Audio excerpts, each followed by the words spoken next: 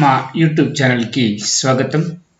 నేటి వీడియోలో ఆంధ్రప్రదేశ్ రాష్ట్ర సిలబస్ 6వ తరగతి తెలుగు వాచకం నూతన పాఠ్యపుస్తకంలోని 5వ పాఠ్యాంశము మన మహనీయులు ఉపవాచకానికి సంబంధించినటువంటి పాఠ్యాంశం గురించి వివరించుకుందాం. ఇక్కడ రచయితల బృందం తెలుగు ప్రజల హితం కోసం తపించి నిరంతరం శ్రమించిన ఎందరో మహానుభావులు అందరికీ వందనములు. ప్రాణత్యాగానికి వెనుదీయక తెలుగు జాతి ఆత్మాభిమానాన్ని నిలబెట్టిన వారు, తమ ప్రతిభా పటవాలతో భారత జాతీయ కీర్తి పతాకం ఎగురవేసిన వారు, జాతీయ సమైక్యతకై ప్రతినపూని తమ పాండిత్యంతో తెలుగు భాషను సంస్కృతిని గుబాలింపజేసిన వారు, ఇలా ఎందరో మహనీయులు మన తెలుగు జాతి ఆనిముత్యాలుగా ఉన్నారు. చూడండి, ఇక్కడ మన మహనీయులు గొప్పవాళ్ళు, మన తెలుగు వాళ్ళ గురించి ఇక్కడ చూడండి. ఇక్కడ తెలుగు ప్రజల హితం కోసం, తెలుగు ప్రజల హితం మేలు కోసం తప్పించి నిరంతరం శ్రమించినటువంటి ఎందరో మహానుభావులు ఉన్నారు. వారందరికీ కూడా వందనాలు, నమస్కారాలు తెలియజేస్తూ ఏమంటాడు, ప్రాణత్యాగానికి వెనుదీయక తెలుగు జాతి ఆత్మాభిమానాన్ని నిలబెట్టినటువంటి వారు ఉన్నారు. అదేవిధంగా తమ ప్రతిభా పటవాలతో భారత జాతీయ కీర్తి పతాకం ఎగరవేసిన వారు, వాళ్ళ యొక్క తెలివితేటలతో మన దేశం యొక్క కీర్తి పతాకాన్ని ఎగరవేసినటువంటి వారు. అదేవిధంగా జాతీయ సమైక్యతకై ప్రతినపూని తమ పాండిత్యంతో తెలుగు భాషను సంస్కృతిని గుబాలింపజేసిన వారు, ఇలా ఎందరో మహనీయులు ఉన్నారు. వారు మన తెలుగు జాతి ఆనిముత్యాలుగా వాళ్ళు ఉన్నారని చెప్పేసి, అదేవిధంగా ఆ మహనీయుల యొక్క జీవితం భావితరాలకు స్ఫూర్తిదాయకం. వారి యొక్క జీవితం అటువంటిది భవిష్యత్తు తరాల వారికి వారు ఇన్స్పిరేషన్గా స్ఫూర్తిదాయకంగా ఉంటారు. వారి త్యాగం అమూల్యం, వారి కృషి జాతికి పదనిర్దేశం. వారి యొక్క కృషి అనేటువంటిది మన భారత జాతికి ఒక మంచి దారి, మంచి ఇన్స్పిరేషన్. వారు స్ఫూర్తిదాయకంగా ఉంటారు. వారి ప్రతిభ జాతి గౌరవ పరిమళం. చూడండి, వారి యొక్క తెలివితేటలు మన జాతి గౌరవం యొక్క పరిమళమని, వారిని స్మరించుకోవడం అనేటువంటిది మన యొక్క బాధ్యత, మన యొక్క కర్తవ్యం. వారు తెలుగు వారు కావడం అనేటువంటిది మనము అదృష్టంగా భావించాలి. అలాంటి వారిలో చూసుకున్నట్లయితే ఈ రోజున మన ఈ మహనీయులు అనేటువంటి పాఠ్యాంశం లోపల మొదటగా అమరజీవి పొట్టి శ్రీరాములు గురించి మనం తెలుసుకుందాం. అమరజీవి పొట్టి శ్రీరాములు 1952 డిసెంబర్ 16 మంగళవారం తూర్పున సూర్యుడు ఉదయించేసరికి ఆకాశవాణి వార్త అశనిపాతంలో నలుదిశలా ధ్వనించింది. ఆ వార్తకు తెలుగు నేల ద్రవించింది. తెలుగు ప్రజలు గుండె కోతను తట్టుకోలేక విలవిలలాడిపోయారు. గత రాత్రి 11:30 పొట్టి శ్రీరాములు ప్రాణవాయువులు అనంతాకాశంలో కలిసిపోయాయి అన్నది ఆ వార్త. ఎవరా పొట్టి శ్రీరాములు? ఎందుకు ఆంధ్రుల ఆర్తనాదాలు? చూడండి, 1952 డిసెంబర్ 16వ తేదీ మంగళవారం రోజున తూర్పున సూర్యుడు ఉదయించేసరికి ఆకాశవాణి వార్తల ద్వారా అశనిపాతంలో నలుదిశలా ధ్వనించింది. ఆ వార్తకు తెలుగు నేలంతా కూడా ద్రవించిపోయింది. తెలుగు ప్రజలు గుండె కోతను తట్టుకోలేక విలవిలలాడిపోయారు. గత రాత్రి 11:30 పొట్టి శ్రీరాములు అతని యొక్క ప్రాణవాయువులు అనంతాకాశం లోపల కలిసిపోయాయి అన్నది ఆ వార్త. అంటే పొట్టి శ్రీరాములు గారు చనిపోయారు అని చెప్పేసి వార్త వినిపించింది. అందరూ కూడా తెలుగు ప్రజలు గుండెను తట్టుకోలేకపోయారు. పొట్టి శ్రీరాములు గారు 1952 డిసెంబర్ 15వ తేదీన మరణించడం జరిగింది. రాత్రి 11:30 మరి తెల్లవారితే ఆ ఆకాశవాణి ద్వారా రేడియోలలో అతని యొక్క మరణించాడు, అతని యొక్క ప్రాణాలు అనంతాకాశంలో కలిసిపోయాయి అని చెప్పేసి 1952 డిసెంబర్ 16 మంగళవారం రోజున ఆకాశవాణి ద్వారా నలుదిశలా ధ్వనించింది. తెలుగు నేలంతా, తెలుగు ప్రజలంతా కూడా విలవిల్లాడిపోయారు. మరి ఎవరా పొట్టి శ్రీరాములు? మరి ఎందుకు ఆంధ్రులంతా కూడా బాధపడుతున్నారు? ఆర్తనాదాలు ఎందుకు దుఃఖిస్తున్నారు? అతని గురించి మనం తెలుసుకుందాం. ఈయనే పొట్టి శ్రీరాములు. పొట్టి శ్రీరాములు పూర్వీకులు ఒకప్పటి నెల్లూరు జిల్లా కనిగిరి ప్రాంతీయులు. వ్యాపార రీత్యా మద్రాసులో స్థిరపడ్డారు. శ్రీరాములు గారు గురువయ్య మహాలక్ష్మమ్మ దంపతులకు మద్రాసులో 16/3/1901 జన్మించారు. మద్రాసు, బొంబాయి నగరాల్లో విద్యాభ్యాసం చేశారు. తన మేనమామ కుమార్తె సీతమ్మను వివాహం చేసుకున్నారు. బొంబాయిలో అసిస్టెంట్ ప్లంబర్గా ఉద్యోగంలో చేరి అక్కడే నివాసం ఉన్నారు. విశ్రాంతి వేళల్లో అక్కడ పనిచేస్తున్న కార్మికుల యోగక్షేమాలు విచారించేవారు. పేదవారి కష్టాల్లో పాలు పంచుకునేవారు. ఇతరుల కోసం ఏదో ఒకటి చేయాలని తప్పించేవారు. గాంధీజీ బోధనలకు శ్రీరాములు ఆకర్షితుడయ్యారు. ఆ బోధనలే వీరిని భారత స్వాతంత్రోద్యమం వైపు నడిపించాయి. చూడండి, పొట్టి శ్రీరాములు వారి యొక్క పూర్వీకులు ఒకప్పుడు నెల్లూరు జిల్లా కనిగిరిలో నివసించేటువంటి వారు, ప్రాంతానికి చెందినటువంటి వారు. ప్రస్తుతం అది ప్రకాశం జిల్లా లోపల ఉన్నది. మరి వ్యాపార రీత్యా వీరంతా కూడా మద్రాసులో అంటే చెన్నైలో స్థిరపడ్డారు. మరి శ్రీరాములు గారి యొక్క తండ్రి పేరు గురువయ్య మహాలక్ష్మమ్మ. ఈ గురువయ్య మహాలక్ష్మమ్మ దంపతులకు మద్రాసు లోపల 16వ తేదీ మార్చి 1901 శ్రీరాములు గారు జన్మించారు. మరి పొట్టి శ్రీరాములు గారు మద్రాసు, బొంబాయి నగరాల్లో తన విద్యాభ్యాసం చేశారు. పొట్టి శ్రీరాములు గారు తన మేనమామ కుమార్తె అయినటువంటి సీతమ్మను వివాహం చేసుకున్నాడు. ఆ తర్వాత బొంబాయిలో అసిస్టెంట్ ప్లంబర్గా ఉద్యోగంలో చేరి అక్కడే తన నివసించారు. మరి విశ్రాంతి వేళల్లో, ఖాళీ సమయాలలో అక్కడ పనిచేస్తున్నటువంటి కార్మికుల యొక్క యోగక్షేమాల కోసం అతను ఎప్పుడూ కూడా విచారించేవాడు. పేదవారి కష్టాల్లో కూడా పాలు పంచుకునేటువంటి వాడు. ఇతరుల కోసం ఏదో ఒకటి చేయాలని ఈ పొట్టి శ్రీరాములు గారు తప్పించేటువంటి వారు. మరి అప్పుడు ఉద్యమాలు జరుగుతున్నాయి. మరి మహాత్మా గాంధీజీ యొక్క బోధనలకు శ్రీరాముడు ఆకర్షితుడయ్యాడు. ఆ బోధనలే పొట్టి శ్రీరాములు గారిని భారత స్వాతంత్రోద్యమం వైపు నడిపించాయి. అంటే తాను కూడా స్వాతంత్రోద్యమం లోపల పాల్గొన్నాడు. ఆయన చేస్తున్న ఉద్యోగం వదిలి సబర్మతి ఆశ్రమంలో చేరారు. రాజ్కోట్ సత్యాగ్రహంలో పాల్గొని 6 నెలలు గాంధీజీతో పాటు జైలు శిక్ష అనుభవించారు. ఉద్యమంలో భాగంగా ఖాదీ ప్రచారం, మద్యపాన నిషేధ ప్రచారం, నిమ్న జాతులకు దేవాలయ ప్రవేశం వంటి సాంఘిక సేవా కార్యక్రమాలను చేపట్టారు. ఆంధ్రులు, తమిళులకు కలిపి ఒకే రాష్ట్రం ఉండడం వల్ల తెలుగువారు అనేక ఇబ్బందులు పడడం వీరు గమనించారు. ప్రత్యేక ఆంధ్ర రాష్ట్రం కోసం 1911 నుండి ఎన్నో సభలు, సమావేశాలు, తీర్మానాలు జరుగుతున్నాయి. కానీ ఆంధ్ర రాష్ట్రం ఏర్పడలేదు.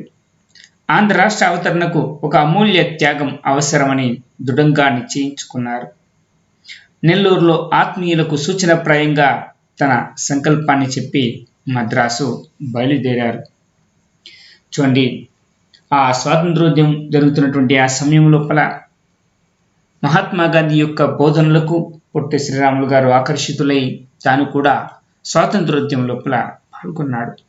ఆయన చేస్తున్నటువంటి ముంబైలో పనిచేస్తున్నటువంటి అసిస్టెంట్ ప్లంబర్ ఉద్యోగాన్ని వదిలిపెట్టి సబర్మతి ఆశ్రమంలో చేరాడు. అదేవిధంగా రాజ్కోట్లో జరిగినటువంటి సత్యాగ్రహంలో పాల్గొన్నాడు. 6 నెలల పాటు మహాత్మా గాంధీతో పాటు పొట్టి శ్రీరాములు గారు కూడా జైలు శిక్షను అనుభవించారు. అదేవిధంగా ఆ స్వాతంత్రోద్యమంలో భాగంగానే ఖాదీ ప్రచారం, అంటే నూలు దుస్తులు ధరించాలని, ఖాదీ వస్త్రాలు ధరించాలని, అదేవిధంగా మద్యపాన నిషేధం జరగాలని ప్రచారం చేశారు. అదేవిధంగా నిమ్న జాతుల దేవాలయ ప్రవేశం వంటి సాంఘిక సేవా కార్యక్రమాలు కూడా, నిమ్న జాతుల వారికి దేవాలయంలోకి ప్రవేశం లేదు, మరి ఈయన నిమ్న జాతుల వారికి కూడా దేవాలయంలోకి ప్రవేశం కల్పించాలని ఇలాంటి సాంఘిక సేవా కార్యక్రమాలను ఎన్నో కూడా చేపట్టారు. మరి అప్పుడు ఆ కాలం లోపల ఆంధ్రులు తమిళులకు కలిపి ఒకే రాష్ట్రం ఉండడం వల్ల, అంటే ఆంధ్రులు తమిళులు అప్పుడు మద్రాసు రాష్ట్రంగా ఉండేది. ఇప్పుడున్నటువంటి ప్రస్తుత ఆంధ్రప్రదేశ్ రాష్ట్రం మద్రాసు, ఇదంతా కూడా ఒకప్పుడు మద్రాసు రాష్ట్రంగా ఉండేది. ఆంధ్రులకు తమిళులకు కలిపి ఒకే రాష్ట్రం ఉండడం వల్ల తెలుగువారు అనేక ఇబ్బందులు పడడం ఈ పొట్టి శ్రీరాములు గారు గమనించారు. మరి ప్రత్యేక ఆంధ్ర రాష్ట్ర కోసం, ప్రత్యేకంగా ఒక ఆంధ్ర రాష్ట్రం ఏర్పడాలి అనేటువంటి దానికోసం 1911 నుండి ఎన్నో సభలు, సమావేశాలు, తీర్మానాలు జరుగుతున్నాయి. ఎన్నో సభలు ఏర్పాటు చేశారు, సమావేశాలు ఏర్పాటు చేశారు, తీర్మానాలు కూడా జరుగుతున్నాయి. కానీ ఆంధ్ర రాష్ట్రం ఏర్పడలేదు, మద్రాసు రాష్ట్రంగానే ఉండేది. మరి ఆంధ్ర రాష్ట్ర అవతరణ కొరకు ఒక అమూల్యమైనటువంటి త్యాగం అవసరమని దృఢంగా నిశ్చయించుకున్నారు. ఎవరు? పొట్టి శ్రీరాములు గారు. నెల్లూరులో తన ఆత్మీయులకు, తన దగ్గర వారికి సూచనప్రాయంగా తన సంకల్పాన్ని చెప్పి మద్రాసు బయలుదేరాడు. ఎందుకు? ఏదో ఒక త్యాగం అనేటువంటిది అవసరం, ఒక అమూల్యమైనటువంటి విలువైనటువంటి త్యాగం అవసరం అనేసి నిర్ణయించుకుని తన ఆత్మీయులకు సూచనప్రాయంగా తన యొక్క సంకల్పాన్ని చేస్తున్నటువంటి విషయం గురించి చెప్పి పొట్టి శ్రీరాములు గారు మద్రాసు బయలుదేరారు. మరి అతను ఏమనుకున్నాడు ఏంటి అనేటువంటిది మనం చూద్దాం. ఆంధ్రులకు ప్రత్యేక రాష్ట్రాన్ని ఏర్పాటు చేస్తూ ప్రకటించే వరకు నా దీక్ష ఆమరణాంతం కొనసాగిస్తాను అని ప్రకటించి 19/10/1952 ఆదివారం శ్రీరాములు ఆమరణ నిరాహార దీక్ష ప్రారంభించారు. చూడండి, పొట్టి శ్రీరాములు గారు నెల్లూరులో ఉండేటువంటి తన ఆత్మీయులకు సూచనప్రాయంగా చెప్పాడు. ఏమని? ఆంధ్రప్రదేశ్ రాష్ట్రం అవతరించాలంటే ఒక అమూల్యమైనటువంటి త్యాగం అవసరం, అవునా అనేటువంటి విషయాన్ని తాను నిశ్చయించుకొని తన ఆత్మీయులకు సూచనప్రాయంగా తన సంకల్పం ఏమనుకుంటున్నాడో వారికి చెప్పేసి మద్రాసు బయలుదేరాడు. బయలుదేరి ఏం చేశాడో చూద్దాం. ఇక్కడ ఆంధ్రులకు ప్రత్యేక రాష్ట్రాన్ని ఏర్పాటు చేస్తూ, మరి ఆంధ్రులకు ప్రత్యేక రాష్ట్రం అనేటువంటిది ప్రకటించేంత వరకు కూడా తాను దీక్ష చేపట్టాడు. అదే ఆమరణాంతం కొనసాగిస్తానని, ఆమరణ నిరాహార దీక్ష.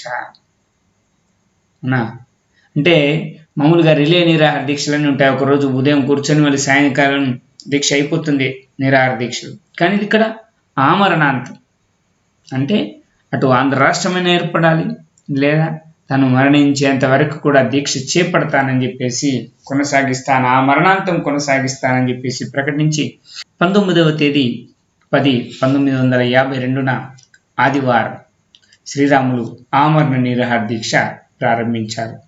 చూడండి, ఇక్కడ ప్రత్యేక ఆంధ్ర రాష్ట్రం కోసం ఆమరణ నిరాహార దీక్ష చేస్తున్నాడు ఇక్కడ తను పొట్టి శ్రీరాములు. ఆంధ్ర ప్రాంతమంతా సభలు, సమావేశాలు నిత్యం జరుగుతూనే ఉన్నాయి. ప్రత్యేక ఆంధ్ర రాష్ట్ర ఉద్యమం ఊపందుకుంది. రోజులు గడిచే కొద్దీ వారి ఆరోగ్య పరిస్థితి అంతకంతకు దిగజారి సత్యాగ్రహి లేవలేక మాట్లాడలేని స్థితికి వచ్చారు. అయినా ఢిల్లీ ప్రభుత్వం నిమ్మకు నీరెత్తిన చందంగా కూర్చుంది. 15 డిసెంబరు 1952 తేదీ రాత్రి 11:30 శ్రీరాములు హృదయ స్పందన ఆగిపోయింది. వీరి ప్రాణత్యాగం ఒక దావానంలాగా ఆంధ్ర ప్రాంతం అంతటా వ్యాపించింది. ప్రతి ఆంధ్రుడు ఒక అగ్నికీలగా మండసాగాడు. ఆంధ్ర ప్రాంతమంతటా హర్తాళ్ళు, ఆందోళనలతో అట్టుడికిపోయింది. ఈ మహాజంజామారుతం 3 రోజుల పాటు సాగింది.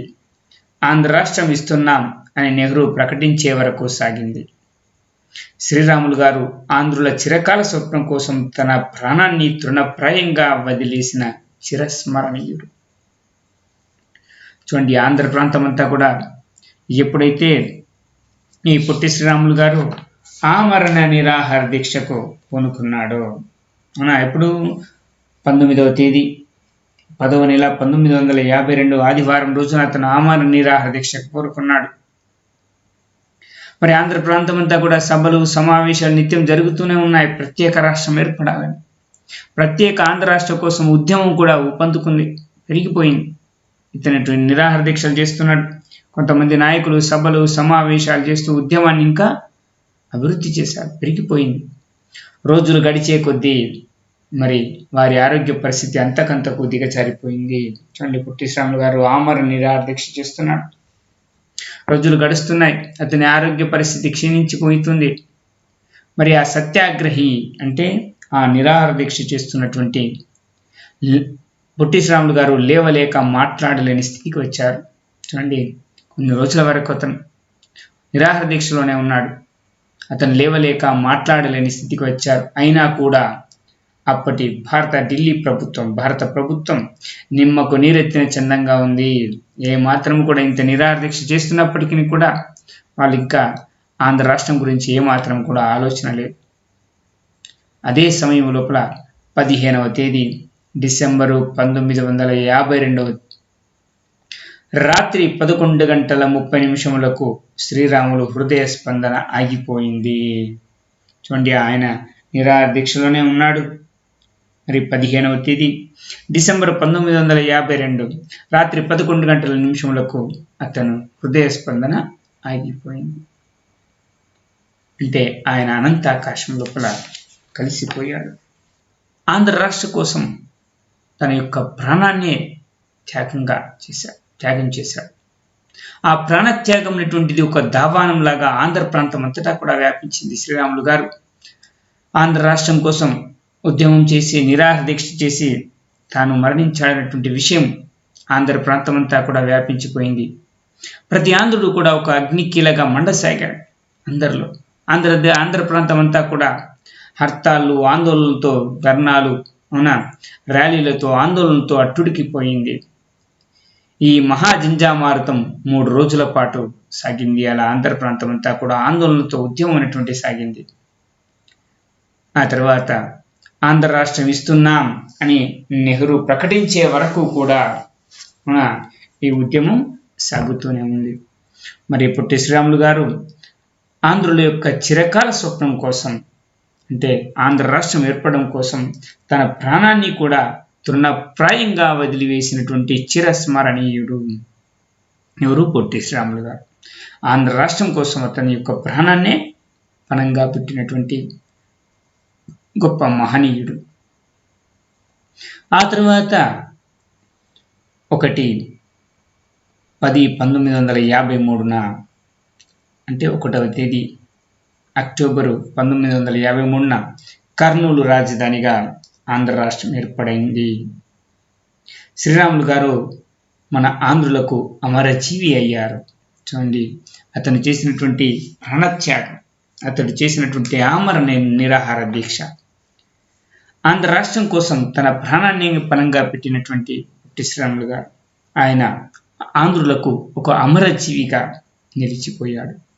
ఆయన మరణించిన తర్వాత 1వ తేదీ అక్టోబరు 1953 కర్నూలు రాజధానిగా ఆంధ్ర రాష్ట్రం అనేటువంటిది ఏర్పాటైనది.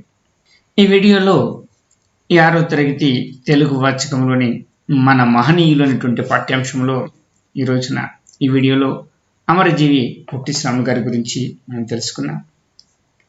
మరో వీడియోలో ఇదే పాఠ్యాంశంలోని జాతీయ జెండా రూపశిల్పి పింగళి వెంకయ్య గారి గురించి, అదేవిధంగా జాతీయ ప్రతిజ్ఞ నిర్మాత పైడిమర్రి వెంకట సుబ్బారావు గారి గురించి, అదేవిధంగా శంకరంబాడి సుందరాచారి గారి గురించి తర్వాత వీడియోలలో మనం వివరించుకుందాం.